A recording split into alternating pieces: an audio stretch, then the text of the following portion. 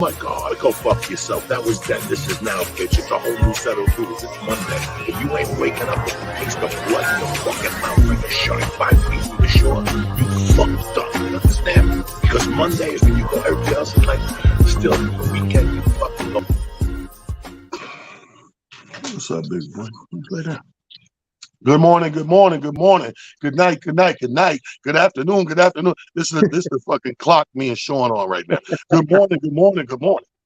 That's how burnt out the weekend got us. Before I do anything, first and foremost, I'm a proud grandpa, another litter of 6 puppies. Congratulations, brother. Congratulations. I don't know what it is, man. This shit had to happen in the last 24 hours. So they're like this big and shit. I don't know. I ain't touch them yet. That's tomorrow. Probably look at them and see if it's boys, girls, whatever in between. But you can hit them and beefing in the back. Everything's good in the Talent household. It was a great, stupendous weekend.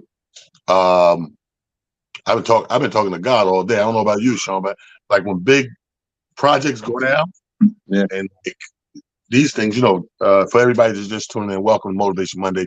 We had the big Black and Gold ski trip weekend in the Catskills. Yeah.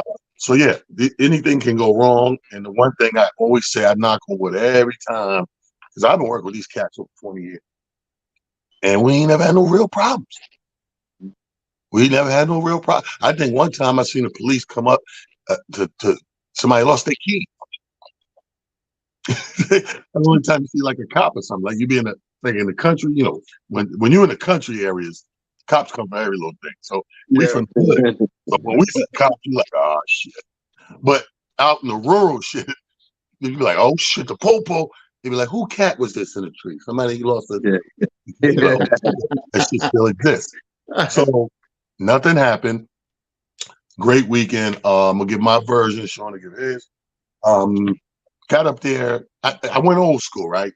So it's been, I don't know how long it's been, maybe a decade since I've done the Talent ski trip and actually, ran and rode on my own bus with the peeps.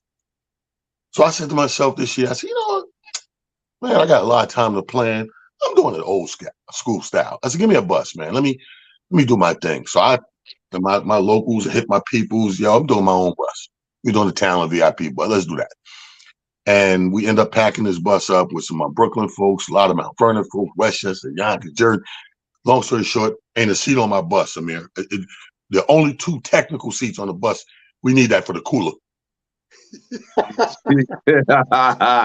So we didn't sell that shit on purpose because we knew we had the goddamn cooler and the food. The people from I told Rick, I said, Rick, out of all the years of doing this shit, it ain't never loaded up and left this smoothly. Never. I'm talking about from Brooklyn, because we send the bus to Brooklyn first. They got half the people out there. Loaded up. I told my man, co-captain, shout out to Sugar Bear. So Sugar Bear, this is what we're going to do. Everybody getting on in Brooklyn, since I'm not there, use up the front half of the bus, leave me the back half. He said, no problem. I said, we got coolers, we got food, blah, blah, blah. We get on this motherfucking, man. You don't want for shit. You got every drink you could drink. We got fish. We got chicken. We got snacks. We got the music. We got everything. And we fucking goofy as hell, so you already know the laughs are going, right? Load the fuck up. Yeah. I mean, this shit was great. I was like, this shit's on point. Get to Woodbury Commons, everybody. So now this is my chance to eat because I'm serving everybody. So when we stop for that little hour and a half, everybody shopping. I'm in there grubbing my fish and throwing it back. Boom. By the time I finish, everybody loading back up. We gone. We get to the hotel. Friday night, they had, they saluted 50 years of hip hop with Melly Mel. So yeah, nice. Melly Mel and DJ Hollywood. Nice. And Mighty Mike C. Saturday night, we threw it back with some fly shit. Glenn Jones and the Foursome D's. Yeah. My dumb ass. I got to host that concert, right? So I pick my poison because I'm hosting throughout the weekend. So I make sure I pick where I got these pockets. I don't burn myself out. So I ain't hosting the hip hop. Y'all go ahead and do that. I got the R&B. Plus, I want to throw this nice shirt on. So I'm hosting R&B. Before I bring anybody out, I said, yeah, get ready, man. Come on, 2 minutes. Everybody's ready. We about to start this thing right now, ladies and gentlemen. Chucky Booker. Now, Chucky Booker ain't even on the bill. This is the funny shit. I said, Chucky Booker, like that, and paused and said, it's not here with us tonight, right? My nigga, 5 women want to beat the shit out of me.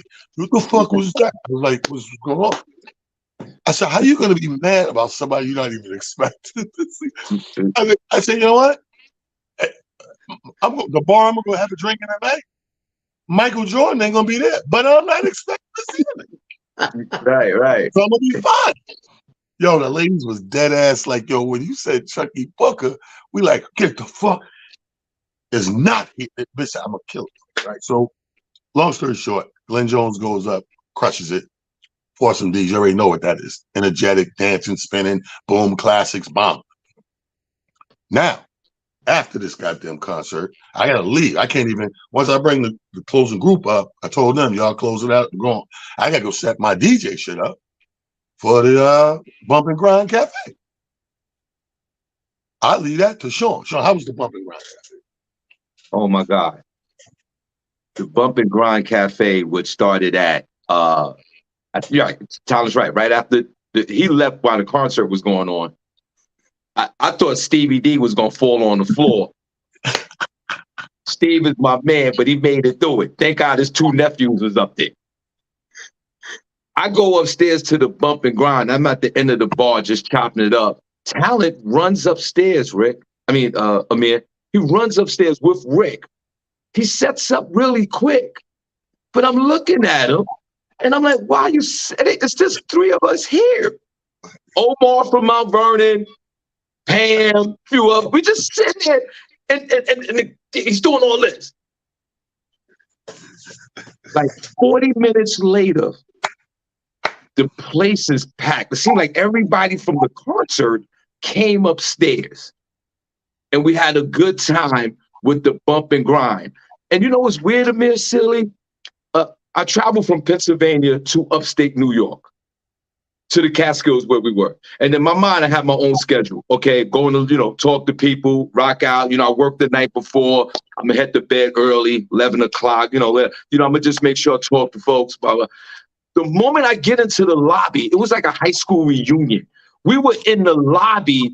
Amir, when you with everybody, everybody. Next thing you know, I don't even go to bed till 4 o'clock in the morning because we had such a good time. So back to the Bump and Grind, Amir Sealy, the New York King definitely impressed me with his music selection.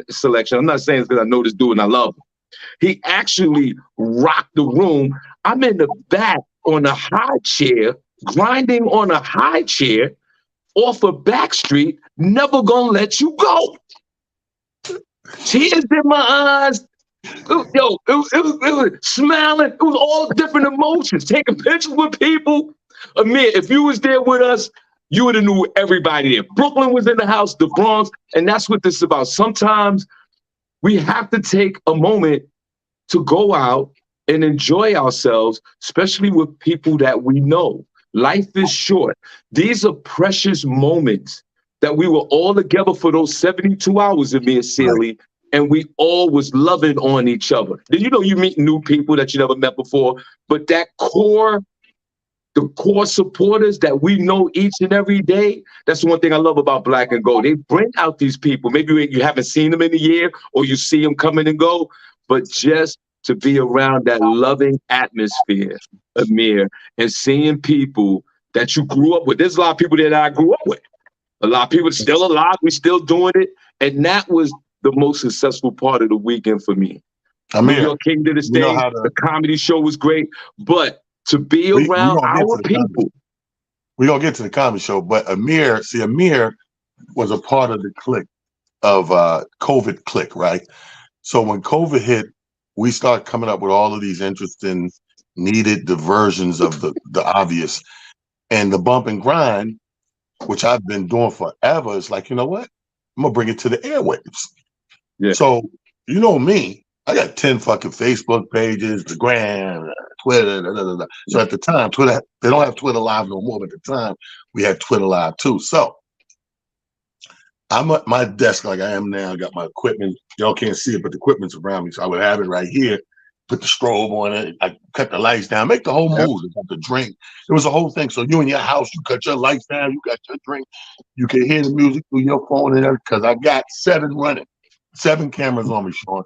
Strobe going. And we going to the bump and grind. And Amir, you would be happy that I didn't disappoint our bump and grind collective because we went to 6:20 a.m., bro. Damn. Wow. And if the guy that worked, the maintenance dude or somebody in the hotel, if that nigga didn't come up there for something, he not even come up there to fuck with me. He come up for something else. But I'm kind of slowly coming out of my fucking edible high, and I'm looking at this dude. I'm like, what's going on? He's like, no, we got to do this. We got to do something. And I'm like, fuck you talking about? He's like, yeah, because it's this time. I looked at my watch. I said, oh. This is at 5:20, 5:15, right? I'm like, I gotta get out of here. But I'm hot. So I keep saying, yo, we gotta get out of here. It's 5:20 in the microphone. But I hit one more. Yeah. They go hard with it. They singing along, dipping it in and out. It's a fucking chorus in the 5 in the morning. So I'm like, nah, for real, yo, all right, we out of here after this one. Boom. I did that shit for a whole nother hour. Unbeknownst to my woman. But Sean's right. That shit was crazy. We wake up the next day. We open our store up. Our merchandise is out there. And, we got a couple of hours to, I need these couple of hours to get these fucking coffins, come down off this fucking shit, get back for the comedy show. And our headliner this year was Sean Harvey, back to headline. And the brother did not disappoint. I got calls all day today, late last night on the way home. I mean, and it's going to happen all week. Comedy show was stupendous. I told Sean the funniest thing to me, if you really check the numbers, these big ass ski trips. Keep in mind, we got just under 800, right? From all over. So you spend all this money on your Glenn Joneses, your R&Bs, your hip hop, all that, and not to take nothing from them because they're still good. Yeah. But the best thing is what we do for that. We get our little minimum wage, but you would not know from that goddamn stage we go hard. Young Tef ripped it up, fucking album. Yeah. Which between us, I had to have a little talk with them before we got there. Between us, they didn't want me to put Aldo on stage because Aldo goes with me all the time. Yeah. I was like, this time again, I'm not out. I said, settle that. You'll have other comics booked, but that's my opening thing. He knows exactly, does what I need exactly, whatever. So I'm gonna make it look like he ain't part of the show, but he is. So I tell him, I said, switch it up. You're gonna go up there, get everybody sitting down and welcome them out, play it off like that, give me 10 minutes up there, and then you introduce me. Why does Aldo get into it jokingly with DJ Kool-Aid who's on the set? Yeah. Yes. So he's like, what's your real name? He's like, Kool-Aid. He's like, Kool-Aid. Yeah. The fuck, how the fuck that happened? I'm a junior. You know what that mean? My father is the Kool-Aid. This nigga Aldo said, well, what's your mother's name? Sunny Delight, nigga.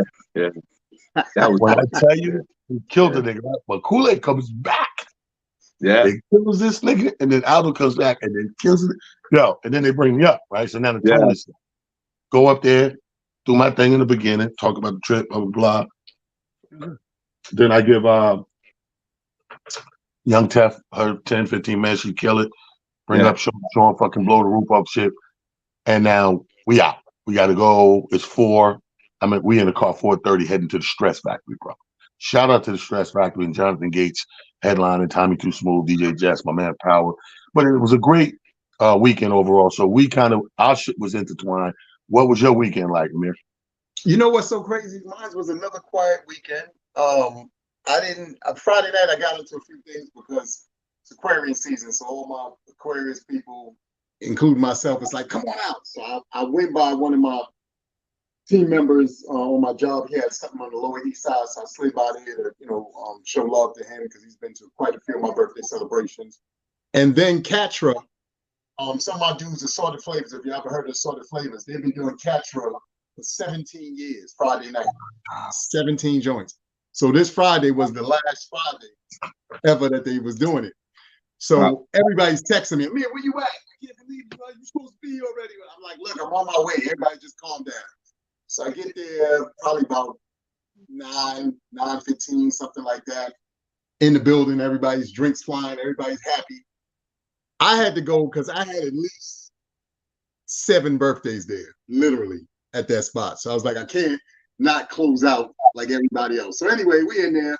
You know, the fun thing about being where we are in life now is you realize that as an elder, watching young people enjoy this version of life is different for you. You know, it's not the same. Like before, you couldn't wait to be in there and chugging back drinks and all. Now you're there just watching people like, hey, look at this crazy shit over here. Hey, no, look at this over here. So there was some young lady, I don't know if she was on ecstasy, I'm not sure what she was on. This is how wild it got for her. She got 2 bottles of water and just started pouring them on herself while she was dancing. We in there like this. Hey, my nigga, you was at a rave. Right, for real. So I'm in there watching this whole thing unfold. Like, okay, I said, what time is it? It's almost close to 11. It's time for me to get out of here. It's the young people's turn, so let me get on out of here. I had 1 drink leaving, so the bartender, his name is Chris, he been serving me drinks for years. So he said, come on, I mean, you gotta have 1 for the road. Yo, he poured this much Tito's. Wait a minute, where's my camera? He poured that much Tito's and that much cranberry juice. You know, I took 2 sips of that and had to put it down on my way out so I would make it home safely. I was like, look, I can't drink. I can't knock this out like that. Put that down, get it home safely. And then I just chilled in the crib the rest of the Oh, day. speaking of birthday shenanigans, it's Aquarius season, correct? Correct. And you are doing something this coming weekend? Yeah. Somebody said something to me. Who the fuck? Rashawn. Row House. And In Harlem. Harlem. Yep. Saturday. You got to send it. Make sure you get what time and all that good stuff. Yeah. I'm popping in there. I'm gonna do a pop-up show at Rave Spot. Okay. It's a pop-up comedy joint. Just because I got the Saturday, and then do that shit and then shoot over to Harlem and get you some. And just come on out. Yeah, we just gonna be in there. Everybody, Knuckles is your boy coming. I'm coming through. Yeah. So I'm getting some libations. I'm gonna be the nigga. I'm a good friend. I'm gonna give you a DWI. Anyway, I wish Aquarius season.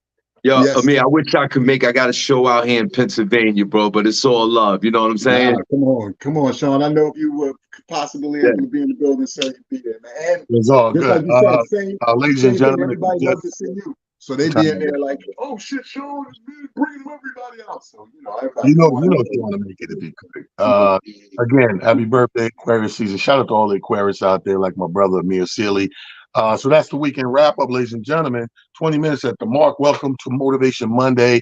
If you're just tuning in, I know we get people tuning in 10 minutes late, 15 minutes late, 20, 30, whatever the case may be. You just missed the weekend wrap up. None of the information and points trying to make. I'm gonna circle back because being around, Sean hit a nail on the head about the people, right? And it being like a reunion, and that's some real shit. So when you have, I'm gonna go back to something we said probably 10 times on this show about what you surround yourself with. Yes. It was a great weekend for the simple fact of, I always tell people, the energy around you. It's important. Yes. It's important. I was able, I'm telling you, it's 800 people. So the lobby's always crunking, coming and going, da da da da. And a shout out to my boy Rick, who that nigga's a super worker. That nigga, I said, man, you need to be a landlord or something. This nigga, like, even when I try to not fire nigga, but relieve him, you go get some rest. That's 8 hours. Go. This motherfucker, this how crazy he is.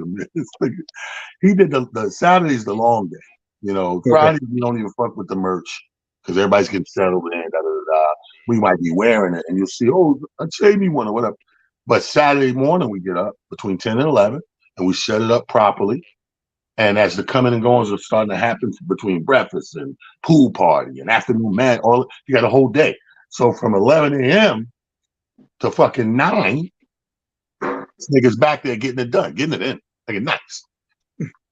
So I go up and shit. I'm like, you know what, man? I go over there. I got a couple hours, man. Yo, y'all go ahead and shut it down, get some naps, get some water, whatever y'all need to do, replenish, be ready for the concert. Concert Saturday night, the clothes theme was bow ties and heels or some shit, right? This nigga goes and puts the whole shit on. got the golden vest, bow tie. He looked great. White shirt, decked out. Yeah. You know, Rick Williams, deck out, he deck out.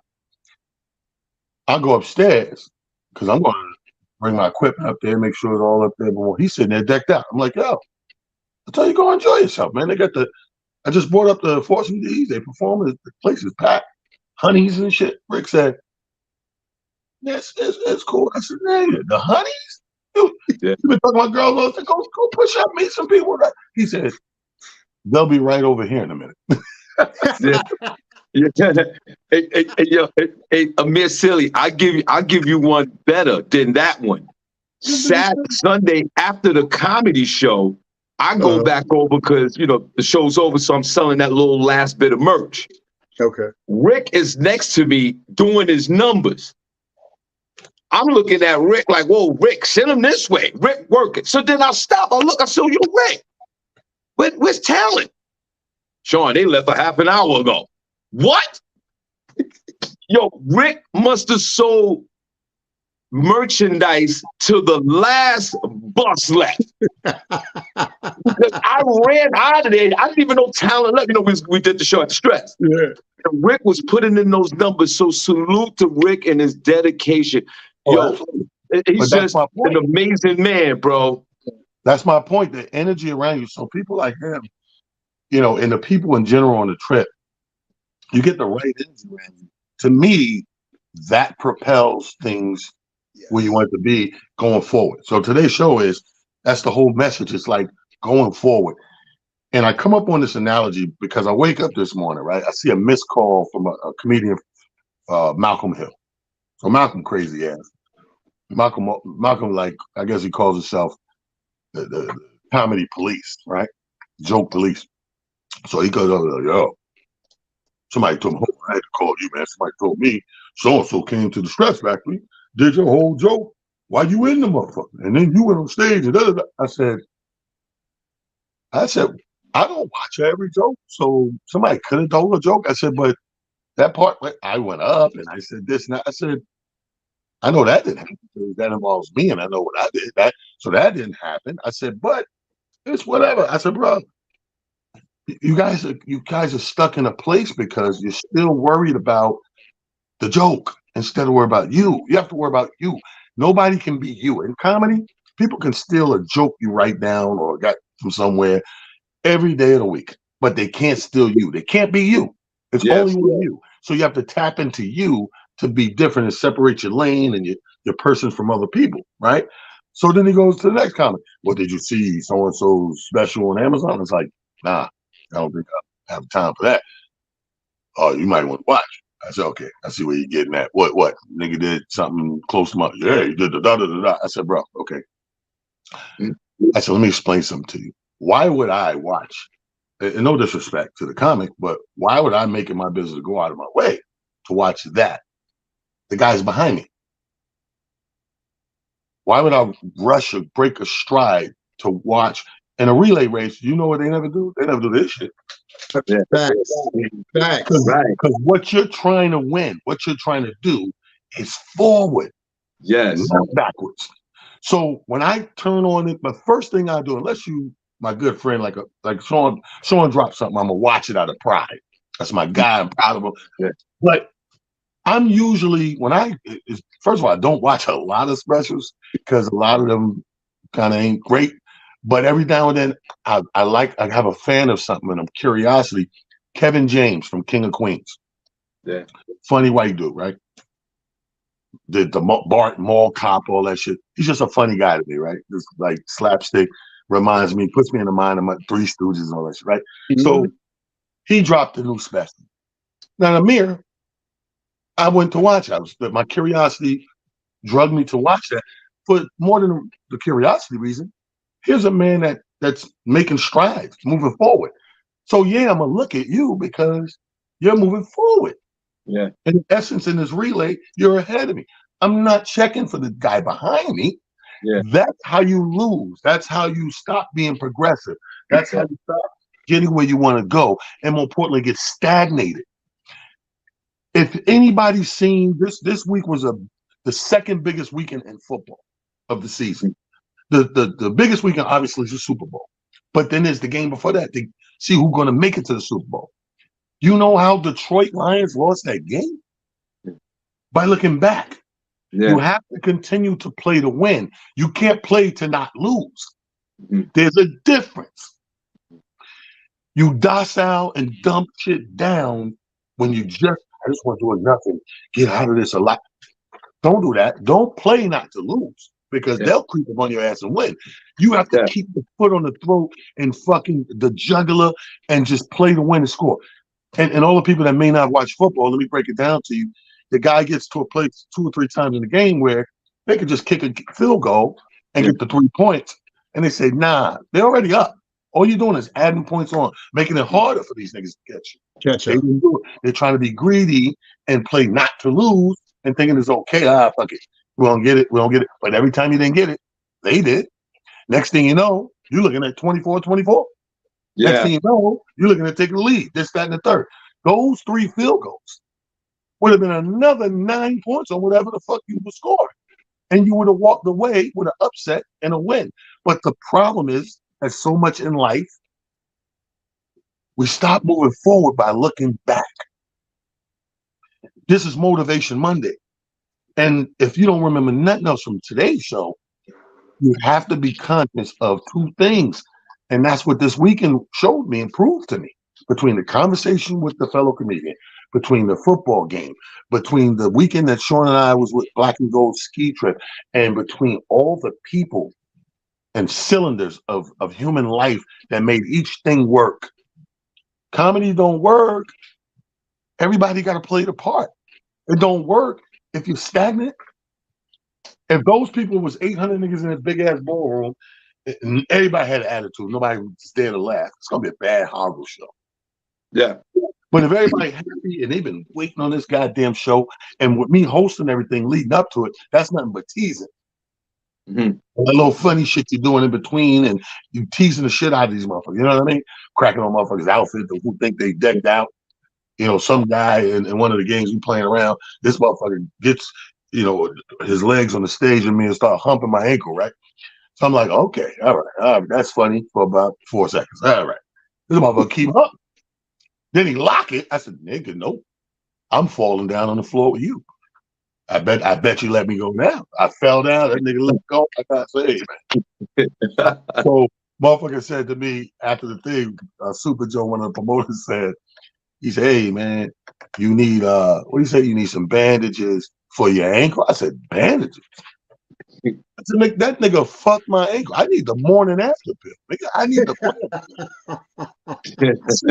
I literally feel this man humping my leg, bro. It's a violation. But all jokes aside, it's like, y'all understand what I'm saying about the forward progress of things. Yes. You don't get to the 5th grade and they teaching you 4th. Yeah. All of this stuff is set up for a reason, because that's how you get better. That's how you gain more knowledge. That's how you have success in whatever it is you're chasing. When you start to look back, the first thing they'll teach you in track, anybody that's ever played sports and anything involving like running, not just track, but anything with running, every coach will tell you, don't fucking look back, bro, because it's just human nature, the way our bodies are designed. When you are not looking forward, when you call yourself being as fast as you are with using all your speed, when you look back, you slow down. Yeah. Inadvertently. You're not trying to slow down. It's just how you are designed, how God made you. God made you like this for a reason. So when you run it and you do that even for a second or two, that's a second or two, your mile per hour shit went down like this. Am I right? I mean, yes. You know, it's so crazy, and it's funny that you like you said, you utilize that, specific. What you call it? I just heard, like I said, I was on a Zoom just before this one, and one of the leaders said he's using the hype, help elevate your. What is it? Help your people elevate, and it's real. Like you're so right.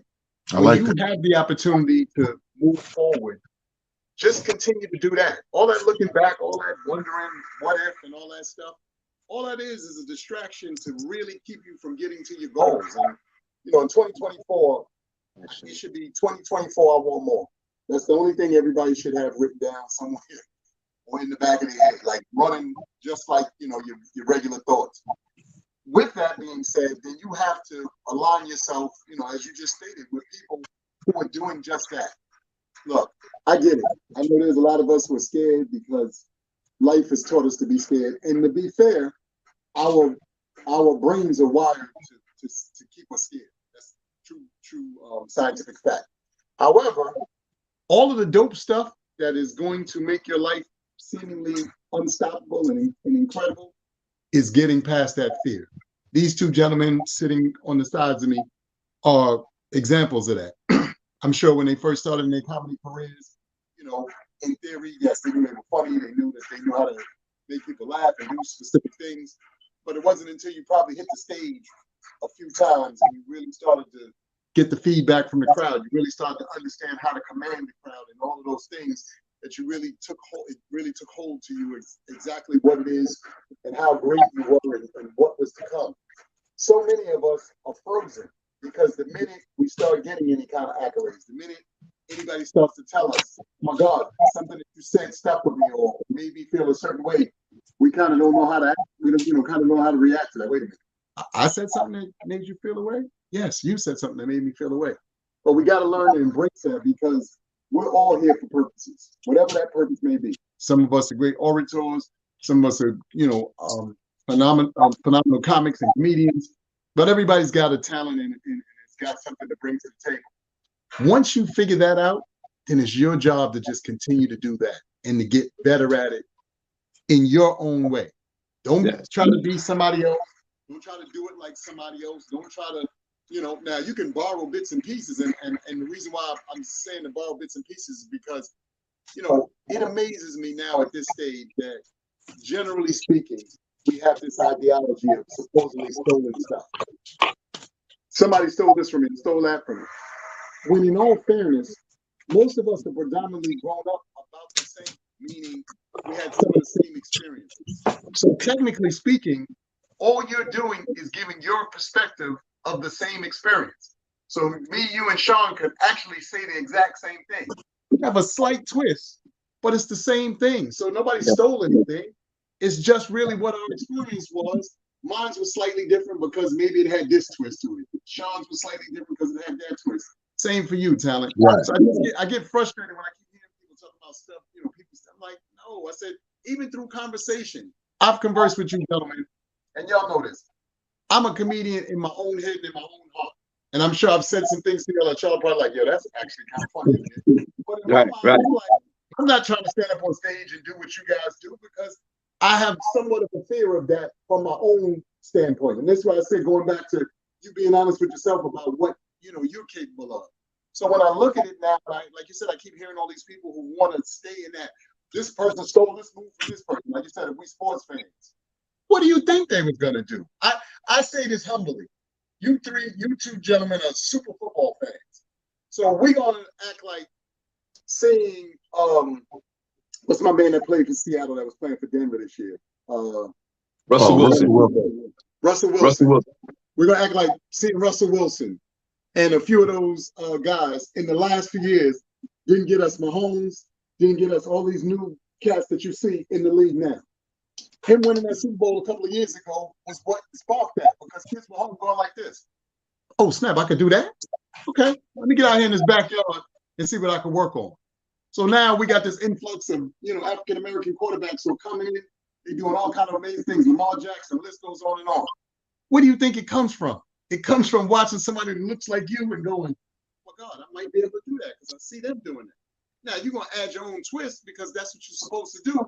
But you can't sit here and go, I didn't see that from someplace else, and then go, oh, my God, I think I want to go that pathway. And I think that we got to stop doing that. We got to start being honest with ourselves about that's what's happening. Same experiences, just with a slightly different twist. You know what I mean? That's Sean, what you thinking, Sean Harvey? Yo, listen, both of y'all are definitely on point. You're absolutely right. If you want to use the sports analogy, you have to play to win the game in life.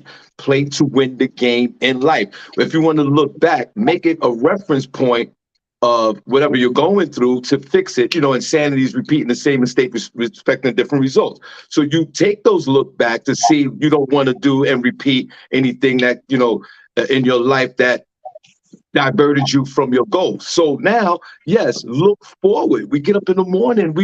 I'm excited when I get up in the morning because I'm looking forward to what the day has to offer to me. I can't get up in the morning and be like, oh man, yeah, yesterday that was crazy. Or September, August the 15th, 2017, that day was fucked up. And I'm gonna tell you what happened. No.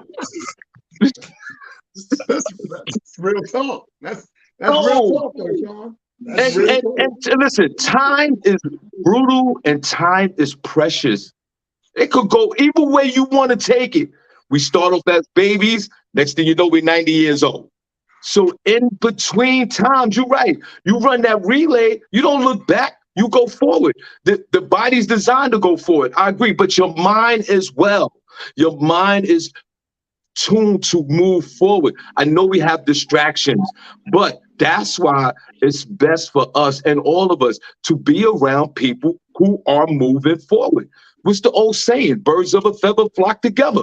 Tell me who you hang out with, I'll tell you who you are. The most important thing is move forward, be around people who are moving forward and being progressive in life because it rubs off on you. How many times we had conversations, people like, you know what, man, let that go.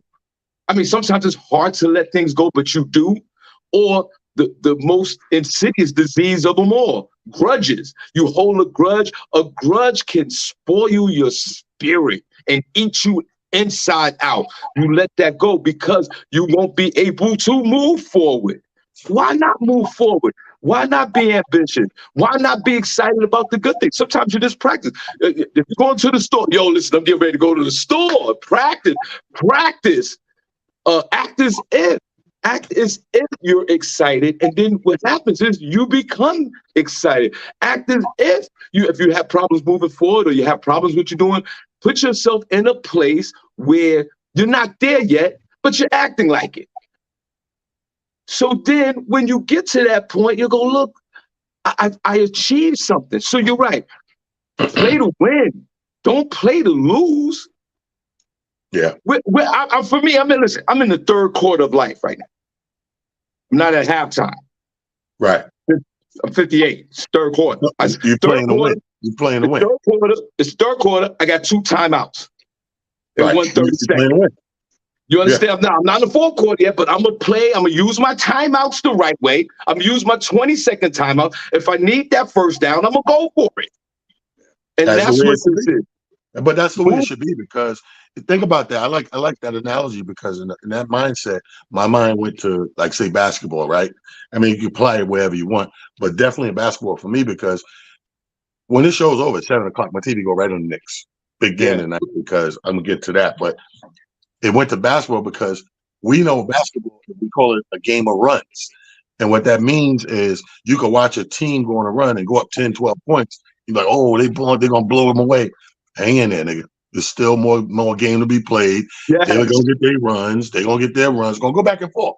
But Sean is right, because by the time you reach the third quarter somewhere in there, you realizing that ain't but so many more runs left. I better start paying attention to right. Stop the bleeding, so to speak. So what I'm looking for tonight with the Knicks game is, we're down a big man, right? Randall's out for a while with the dislocated shoulder. How will my team respond tonight from that? Who will be that guy or those guys that get the extra minutes divvied between them, and how will they use those minutes to beat, I believe, it's Charlotte tonight, the Charlotte team. So that same thing in life. I keep telling people, you gotta get the focus off of you 100% and pay attention to your surroundings. I preach about energy around you all the time because it's real. None of us do this shit alone. It's a lot of moving parts. That dope comedy show you went to, that, oh my God, we was crying. Like last night, I'm like, yeah, but you take away these motherfuckers out here for whatever reason they came to see it, you don't have the same energy. You don't have the same show. So it's moving parts that are all doing their part to come together to create this thing, if you will. Now, Here's another thing that I want people to pay attention to. Whatever the fuck it is that you pick to do in life, please be sure what you sign up for. You got people that say they want to do something, but they don't want to do what it takes to do that thing. Right. Every day you got people that say, I want to do this. And blah, blah, blah. So whenever I'm with comedians, and it's all the time, and you always get a motherfucking complaint about something that comes with the job, right? I said, that's part of the job. We signed up for this shit. Look at me. Yeah. Like, you cool with that? I gotta be cool with it because I knew it was part of the fucking job. She want to take a picture. Take a fucking picture. Yeah. We running from somebody? My biggest pet peeve right now since COVID is these fucking Uber drivers. Uber and Lyft. Yeah. If you don't like to drive motherfuckers around, why the fuck in the world of jobs would you pick a job driving motherfuckers around? You don't like to do it. Yeah. You know how many times? I don't know how many y'all take. That's what I do now. Primarily, my transport. I love the convenience of theory. Theory is amazing. In reality, I'm tired of getting in the car with a nigga with attitude. Hey, you going to a mirror party, Harlem? The fuck is that, bro? I got a Spanish nigga this morning. Nigga don't even speak English, right? I'm 10 minutes from my house. I got up. I'm tired. I got all these, the bags for the trip shit. I'm coming home. I'm 10 minutes from the crib, bro. I'm in Yonkers. I'm like, you know what? Uber's $18. Boom. Come on. I get in the lift this morning. I get in the lift. So while I'm in there, I have an epiphany like, yo, you know what, T? You need more dog food at the house. As a matter of fact, why don't you stop, add a stop, stop to the crib, put the bags here, jump back in that bitch, go get your coffee, go get your little egg and cheese, go on Target, get your dog food, boom, boom, come on back. And now you're in the house, do everything you need to do by 6 o'clock for the day. That was my idea, right? Man, I hit the motherfucker in the app. The shit, he driving, so I guess it pinged him up there. And they told me, I said, no. He said, no. I said, now, I can't understand, but I know no. Yeah. I don't give a fuck if a nigga speak Hungarian. This shit right here? Yeah, word up.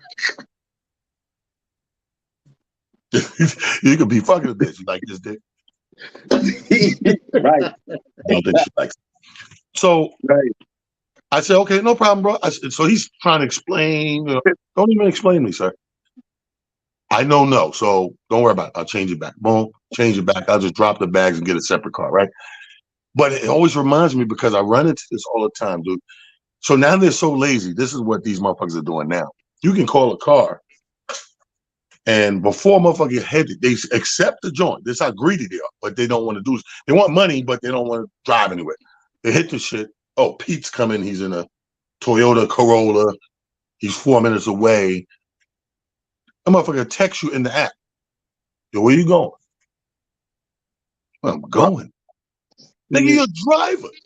Yeah. You're a map in the phone. Just try it. Yeah. And then say goodbye, get the 5 stars, keep it moving. So I'm an asshole. So I remember Friday before I went on the trip, motherfucker did that to me. I forgot where I was going. I was going to the bar. Motherfucker go, it was Thursday. Motherfucker, as soon as you get it, boom, he's 3 minutes away. Where you going? So I'm tired of this shit. I'm not answering that shit. This nigga called. So I don't know it's him. It's a random fucking thing. Hello? Hey, yeah, it's up. Uber driver. Where you going? I said, where you going? He said, yeah. I said, to my bar. But where you going? To the bar. Yeah. Blink. Cancel the ride. Thank you. Thank you, because I don't want to ride with you anyway. If you pick the job it's the job straight up simple. You just drive from point A to point B. You totally tally up a certain amount of money and blah, blah, blah, game over. So this shit that's going around reminds me of the people who take these jobs and do not want to do the fucking job. I used to hate working at a place when I'm surrounded by people who doing nothing but complaining all day and don't want to be there. Why? Yeah. Did somebody kidnap you and fill out the application? Yeah. Because this you, shit is unfucking heard of. You are so on point with that. And the fact of the matter is, there's only a small percentage of drivers or Uber, Lyft, or whatever that get it. You are independent contractor. You are out there to earn money, but it's the 9 to 5 mentality, and I say that respectively. That's what the drivers think this is. Only thing I got to do is put $10 worth of gas, and I'm going to turn that into $10,000. That's not how this works. You take the jobs, and then the problem is, we just talked about this before. Moving forward, so guess what? You didn't take the local job going to the bar. Somebody else took the bar job, dropped you off, and got an airport run, and you still waiting. You're still waiting for the next run. That's not how it's designed. Jobs like Uber and all these e-commerce jobs like this, it's a hustle. Yes. If you're not built for the hustle, don't do it. You can't selectively make the money. Every run's not going to be $3,000. Sometimes you got to bump and grind. Oh, God, let's go back to that. Bump and grind it. Sometimes you got to go out there and work, and then at the end of the day, you wait for the final result.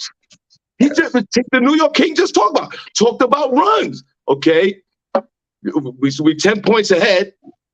Now we playing to lose. We didn't take a job, and then this happened. And then that one woman or man that Ubers or Lyft all day takes all the jobs, win at the end of the day. Yeah.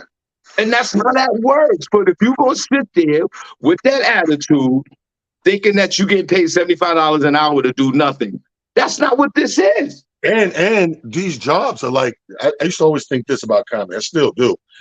I used to always say to people, and I tell the young comics all the time, you never know who's in the audience. That part. So if I'm a driver, I never know who I'm picking the fuck up. You pick a motherfucker. You know how many times I've picked somebody up that was so nice, polite, or helpful that the ride is $10. They go $10 tip. Right. The ride is $20. They go $20 tip. You never know. You just never know. I can't judge you two guys by another two guys I've seen down the block. You're not the same two guys.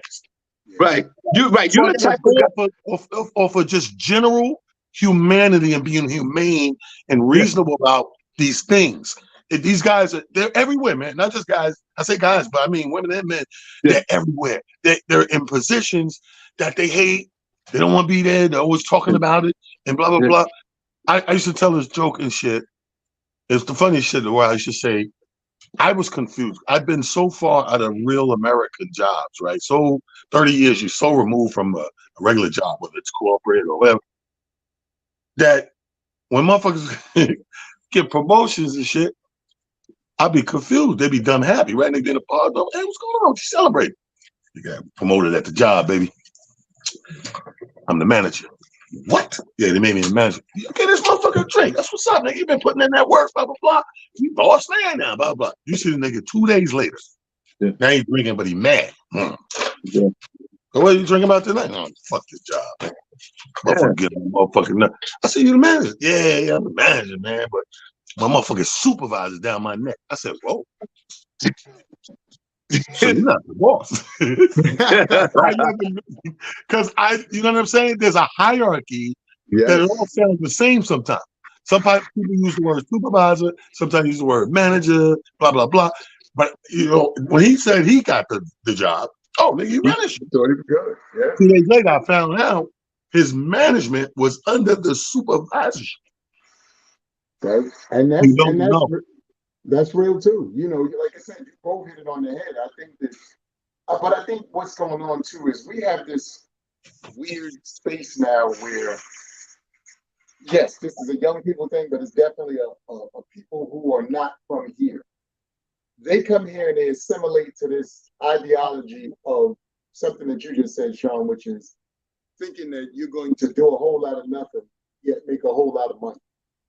And the best way for me to, give it an analogy, because like I said, I work out in Long Island City.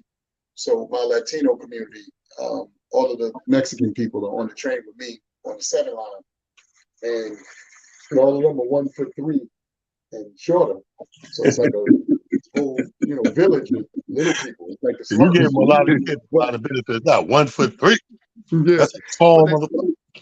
But they all, but I see them, and everything from the ladies to the men, they got on construction boots and hats and all this stuff, and they headed to work, and it could be, everything from construction to hooking up that egg and cheese in the back, whether you're at the regular bodega or you're at the Chinese restaurant. Meanwhile, like you said, we on the train, we on the train headed to work, trying to think of a way to call out. Like literally, I had a team member today. True story. I had a team member today. He didn't hit me to let me know he was running late. So I'm like, okay, figuring everything's all right. He walks in, and it's like 10 o'clock. He's supposed to be to work at 8:30. I'm like, he's like, yo, I don't feel well. I said, you came all the way to the office to tell me that? You didn't think you should just text that to me? He said, yeah, but I wasn't feeling well. So wait, you wanted to come in here and make all of us sick and mess up our money too. Bro, go the fuck home. I can't do nothing for you. Go home. I said, when you get better, then we'll have a conversation. But why would you come in here knowing that you really didn't want, what was the purpose of that? Right. That didn't save me anything. I would have much rather you told me that early so then I could get in the headspace of this is the kind of day it's going to be. But for you to come here, now I got to chastise you and still, get myself in the right headspace. And I think that that's what's going on now. People really don't want to work and this, that, and the third. So then when you, like you said, when you ask to us, I got to do that. Yeah, it's part of the job. This is what the job entails. I need you to do what we came here to do. We work. There's going to be plenty of days where we might not work and do a lot of stuff. The few days that they ask us to do some stuff, guess what we need to do? And that's a city tri-state mentality, I think, because in traveling, when I find myself in the rural areas or the South and stuff like that, was less city, they don't move like that. Like they about that, whatever it is that they grinding or hustling to do or whatever their aspirations are, they be about that. And they're polite as a motherfucker. Like when I go down south, man, I've taken, because of flight situations and weather, storms, everything, I've literally, and I'm probably sure probably too, I've been in Ubers and Lyfts. They gotta go 3 hours, 2 hours, 1 hour, and paying a few $100. Yeah. And this motherfucker don't go. Matter of fact, the last nigga helped me. Right? Let me tell you. I hope I get in an A can't get in trouble, but the one dude helped me in North Carolina. I'm 2 hours from where I gotta be. I had to get off in Greensboro, some shit, and ride 2 hours. So I hit the Lyft. The Lyft is $250. Fuck it. The money I make, I gotta go. I just gotta pay that $250. Yeah. You know what I mean? I get a light in the morning. Hit the shit. Lyft pulls up. Dude rolls the window down. So he go. It's the funny shit because here's the first thing he says: is, I'm about to assume some shit and get him my feelings. He said, "Yo, where you going?" I said, "This motherfucker." Right. Because I'm thinking from the city, right perspective. I said, "Well, I'm going to what was it called? New Bern, North Carolina." You went. He said, "How much they charge?" I said, $250. He said, "Oh, okay." He said, "Yo, I'm a cancel it." He said, "All right, with you, I'm a cancel a ride, and I'll just take you anyway and just give me $200." Right. I said, "You gonna do that?" He's like, "What the fuck? What's my car?" And like, even give us the cars. I was like, "Let's go, bro." And so he's explaining to me in this ride, I learned a lot about the system of it, right? Where this is why the city dudes that we run into this problem this way is because a lot of people think when you go to get a ride, you look at how much it would cost. In your mind, because we're fucking fair humans, we think this guy's getting a fair amount of that money. Share. Yeah. And they'll let you know this shit is 60-40 Uber's way. Yeah. So you getting the Uber for $30, this dude ain't even got 15 of that. Yeah. So I empathize and sympathize with that part of it. And that's why I said it's a city thing because, when you're dealing in the cities, it's more aggravating to these drivers because we have what you call traffic. Yes. The country, they don't have what we call traffic. They got traffic. They label some other shit traffic, but you don't know traffic until you in New York traffic. So you got to go a place that's literally 10 miles apart, and you in that car for 2 hours. Yeah. You don't know traffic until you know New York City traffic. But my thing is I want to get to this word and this phrase that Amir brought up. I thought was very dope. You said hype, help your people elevate. Yes. Now, in closing, I want us to put a little high beam on each word. The first word is help. Look internally, look in yourself and ask yourself, what do I help? Who do I help? Do you help? Because I help. I told motherfucker, like I was saying earlier in the show, like, you got to get out of thinking individually and thinking overall. So I'm always thinking about the whole picture and everybody involved in whatever this project is that I'm working on, and not just how talent looks walking away from it. Because how I look to you, if you individualize, you might go, oh, talent was, you know, it does nothing for me to go, talent was the funniest one. Not at my production. At my production, I want you to walk out of there like, that whole shit was great.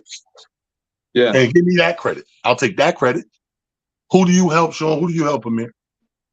Well, listen, last night, even just that, doing the comedy show, doing stand-up comedy, and even just on the simplest form, just making folks laugh, because I believe in my head that us comedians, Amir Sealy, are essential workers. Sometimes I joke with my wife, like, yo, I think she's a nurse. And I'm like, I think I'm more essential than you are. Just because we make folks laugh, because people that we deal with every day that come to these shows, God knows what these folks are going through, and they want to come out for a laugh. And if we achieve that, I don't know this Amir Sealy of New York King Talent. We might have helped some folks not commit crimes, not do some dumb shit. Ain't just no for that moment, because they got their laugh on it and they said, you know what, I ain't gonna do that tonight. True story. Also helping folks with donations, because you know what the thing about help that I love about it, because I help a lot. It gives you this, it fulfills a void in your spirit when you help. You feel good when you help people. It's also a good feeling. So that's part of it. Part of it is literally saving somebody's life, because I think that's what we do in my head, and also donating some time and servicing folks that fulfill my void. So when you help people, you feel good about yourself, and the universe places you in the place where you need to be. Facts. You help. Facts. It says help. The word is hype, people. HYPE. Help your people elevate. Yeah. I know for me with the help part, talent is on the list, as well as, some other people who I'm close to. I send out a thing called Law of Attraction every day. Yes. And to be honest with you, when I first started it, it was just because it was something that resonated with me. And I'm one of those people that if something resonates with me, I hope and feel that it may hopefully resonate with others. So when I initially started, it was only a few people, and it grew to, what it's grown to. But I have to honestly say, to your point, Sean, what I feel great about with that is a lot of people are fighting a lot of different things from a mental standpoint. So regardless of whether it's, like you said, in the house and, being with your significant other, trying to figure out whether or not you love or hate your children, the job, whatever. Some of these law of attractions give you a minute to escape, maybe put, some things in perspective for yourself, and then hopefully apply them so that now, to your point, we're getting in a space where you feel a bit better about yourself and you make some better decisions. But the biggest thing is the side comments that I get from time to time, for people who go, this one today I need it, or they repost it and tag me in and say, I appreciate, I really appreciate you sharing that with me today. So it's the small things, man. And me being on the other end of that, first of all, thank you for sending that, because I guess it's like what Sean just said, well, what we do is comedy, because you don't know at any given moment what somebody's going through or what they're mentally thinking, or, at any given moment. So when something like that comes through, it might be the thing you needed to hear. Just to get the fuck up out of bed, just to go to work, just to do anything progressive. And I appreciate you that every day. And everybody that tuned in, thank you again for Motivation Monday. This dog is bringing these puppies upstairs. I can't. I hear you. The fuck, fam? Yo, she think I'm the baby father. That's not. I have my own kids. Anyway, go Knicks tonight. Yeah. God bless y'all. I love y'all. And ain't nothing y'all can do about Sean Harvey Morning Show, Amir Silly, your boy Talent. Until next Monday, we'll see you again. Shout out, super producer, Prophet Pete. Take us out. Yes, let's go.